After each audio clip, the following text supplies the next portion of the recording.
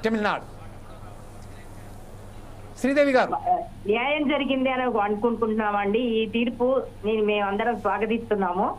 అంతేకాదండి, వీళ్ళకి యావజ్జీవ కారాగార శిక్ష కాదు వేయాల్సింది, మరణ శిక్ష, వెంటనే మరణ శిక్ష వేయాలండి.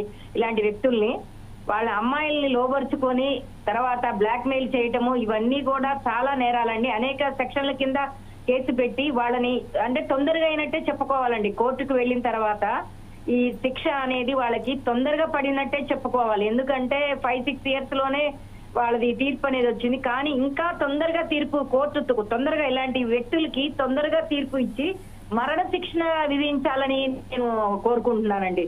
ఎందుకంటే చాలా మంది ఆడపిల్లలు ఇలాంటి విషయాల్లో మోసపోతున్నారండి. ఈ మధ్య సోషల్ మీడియాలో వీటిలో ఫ్రెండ్షిప్లు ఎక్కువైపోయి చాలా మంది మహిళలు పేరెంట్స్ చెప్పినా కూడా వినకుండా ఈ ఫోన్ల వల్ల దీని వల్ల చాలా ఇబ్బందులకు గురవుతున్నారు. వాళ్ళని ఇబ్బందులు పెడుతున్నారు, బ్లాక్ మెయిల్ చేయటము, లేకపోతే మిమ్మల్ని చంపుతామని బెదిరించటము. వీటి వల్ల ఏమైతుందంటే మహిళలు బయటికి చెప్పుకోలేని పరిస్థితి, ఇంట్లో వాళ్ళని చంపుతామని ఇట్లా బెదిరింపులు ఎక్కువైపోతున్నాయండి.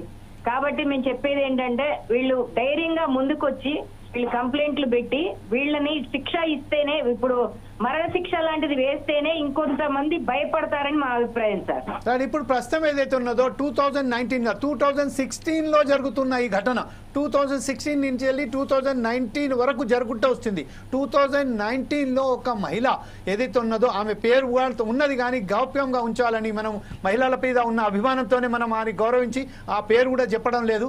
కాకపోతే ఏంటంటే 2019లో ధైర్యంగా చెప్పిన అంటే అనేక ఇంకా ఏదైతే ఇంకా జరుగుతున్నాయో మన దేశంలో చాలా మంది మహిళలు ఆ గోప్యాన్ని దాచుకొని తనకు సంబంధించిన తన బాధను తనవే అనుభవించుకుంటూ పోతున్నారు. ఈ విషయంపై మీరేమంటారు? అవును సార్, కరెక్ట్ చెప్పారు. ఎందుకంటే మహిళ చెప్పుకోలేని బాధలండి ఇవన్నీ కూడా. చెబితే బయటకు వస్తే ఎక్కడ వీళ్ళు ఇంకా ఎలా చేస్తారు అనే ఉద్దేశంతో ఇంట్లో వాళ్ళకి ప్రాబ్లం తెస్తారు. ఈ విషయాలు ఏమన్నా పేరెంట్స్ కు తెలిస్తే మాకు బాధ అని చెప్పి కూడా కొంతమంది పేరెంట్స్ కి తెలియకుండా ఇలాంటివన్నీ వ్యక్తుల్లో ఇరుక్కుపోవటం వల్ల ఏమైతుందంటే వీళ్ళకి ఇంకా ఇబ్బంది పెరుగుతోంది. ఏదైనా ఉన్నా కూడా పేరెంట్స్ కూడా ఫ్రెండ్లీగా ఉండి ఏం జరిగింది ఏంటి అని తెలుసుకొని సత్వరమే ఆ పిల్లలకి ఏం అవసరమో అవి చేస్తూ ఉండాలి.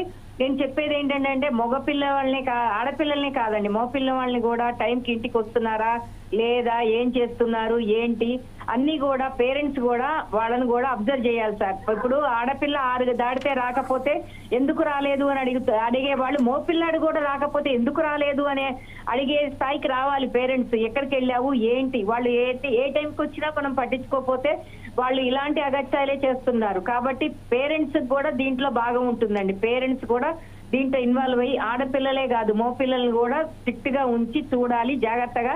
వాళ్ళకి కూడా అక్క చెల్లెళ్ళు ఉన్నారు అనే ఉద్దేశంతో వాళ్ళకి కూడా కొంచెం గైడెన్స్ ఇస్తుండాలండి మోపిల్లలకి కూడా. Right, anyway thank you very much.